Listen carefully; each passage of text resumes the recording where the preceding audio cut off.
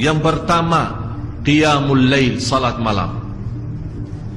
Yang kedua, berbanyak istighfar waktu sahur.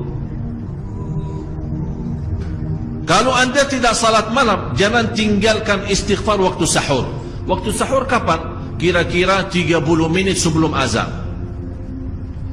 Ada satu hadis dijelaskan waktu sahur, makan sahur kan? Tapi ada yang suka makan sahur jam 1, ada yang suka jam 2. Tapi menurut saya waktu yang tepat untuk makan sahur dikirakan membaca 50 ayat. Membaca 50 ayat. Kalau bagi kita 50 ayat ya setengah jam lah. Dah tahu bagi bapak ibu gimana? 1 jam ya bolehlah, 1 jam dah apa-apa. Ya tergantung lancar atau tidak. Tapi ukurannya seperti itulah, kurang lebih seperti membaca 50 ayat dari Al-Quran. Itulah namanya waktu sahur. Disitulah Allah sendiri memuji, Allah bangga dan senang terhadap orang yang sahur. Sampai ulama berkata, tidak ada ibadah yang terbaik di waktu sahur selain istighfar. Jadi boleh baca Quran, boleh salat malam, boleh zikir, boleh apapun, tapi yang terbaik istighfar. Jadi tinggalkan segalanya, tinggalkan Quran, tinggalkan salat malam, tinggalkan baca Quran, tinggalkan zikir. Fokus hanya istighfar. Astaghfirullah wa atubu ilaih. Termasuk istighfar Allahumma anta rabbi la ilaha illa ant. Yang bapak ibu tahu sayyidul istighfar, yang terutama, yang paling luar biasa. Allahumma anta rabbi la ilaha illa anta khalaqtani wa ana abduka wa ana ala ahdika wa wa'dika mastata'at a'udzu bika min syarri ma sana'at abu'u laka bi ni'matika alayya wa abu'u bi dhanbi faghfirli fa innahu la yaghfiru adh-dhunuba. Ya Allah, kalau kita fahami doa ini luar biasa. Oleh karena itu kata Rasulullah, barang siapa yang membaca sayyidul istighfar, kemudian di malam hari dengan keyakinan dia meninggal habis baca istighfar, masuk surga. Masuk surga. Berarti ini salah satu doa yang menjaminkan dengan mudah masuk surga. Yang ketiga, berbanyak sedekah. Sebenarnya bukan istilah berbanyak sedekah. Kadang-kadang orang bersedekah 100 juta, udah saya sudah bersedekah 100 juta. Bukan itu. Bukan yang dimaksud berbanyak sedekah itu dari sisi uang itu banyak atau sedikit, bukan. Yang dimaksud rahasia sedekah, ta'ahudus sedekah, istiqamah bersedekah. Istiqamah. Itu tidak menjadi masalah besar maupun kecil. Itu tidak menjadi masalah. Karena bagi Allah tidak ada artinya besar maupun kecil. Kita tidak memberikan kepada Allah, karena Allah Maha Kaya. Tapi rahasia sedekah itu kita terus menerus sedekah. Siang, pagi, malam, siang, pagi, malam, pagi, besok, terus minggu depan. Tidak pernah berhenti. Setiap ada kesempatan selalu kita membawa sedekah. Itu namanya ta'ahudus sedekah. Jadi bapak ibu, jangan nunggu hari tertentu, bulan tertentu, malam tertentu kita bersedekah. Jangan.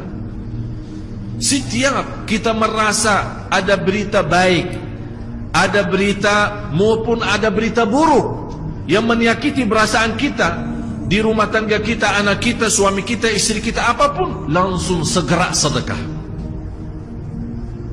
Disitulah rahasianya. Ikatkan seolah-olah kita sudah membuat perjanjian antara diri dan sedekah dalam segala hal, hal senang maupun hal tidak, hal bahagia maupun hal sedih, hal bangga maupun hal lagi menghadapi kesusahan, kesulitan, selalu sehat dan sakit. Terus yang keempat, zikir, berzikir pagi hari dan sore hari. Berzikir pagi hari dan sore hari. Ini 4 hal bapak ibu. Berdiri malam hari, itu yang namanya tahajud, banjanya atau lamanya berdiri. Berbanyak istighfar waktu sahur. Yang ketiga, berbanyak sedekah. Yang keempat adalah berzikir di pagi hari maupun petang hari.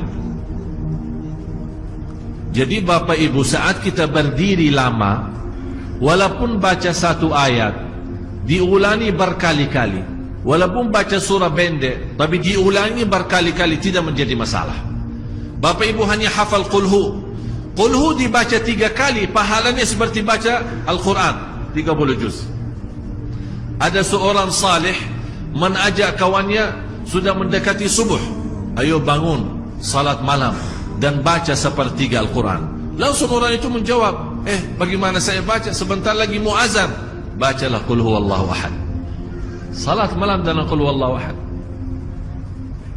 Allah maha adil dan Allah maha kasih sayang. Bagaimanapun sebanyak dosa kita, sampai Allah bersabda di hadis yang qudsi, Allah berfirman di hadis yang qudsi, ya ibna Adam, hei anak Adam, kalau engkau membawa dosa sepenuh bumi, dosa dan maksiat, dosa besar maupun kecil, tapi tidak ada di antaranya berbuat syirik kepada Allah, kata Allah, saya tidak peduli, kata Allah, aku tidak akan peduli mengampuni segala-galanya. Artinya bagi Allah sangat kecil dosa itu yang sepenuh dosa bumi. Coba bayangkan seluas bumi berapa sih? Tapi subhanallah, bagi rahmat Allah kecil itu semua. Dengan syarat jangan berbuat syirik besar, bersentuhan hak Allah subhanahu wa ta'ala. Manusia terhadap ilmu 4 golongan, 4 kelompok. Yang pertama, dia tahu dirinya belum tahu. Yang kedua, dia tidak tahu, dia tidak tahu. Yang ketiga, dia tahu dirinya tahu. Yang keempat kira-kira apa? Dia tahu, tidak tahu.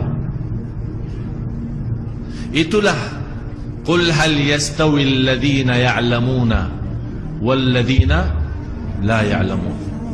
Apakah tahu, apakah sama orang yang tahu sama yang tidak tahu?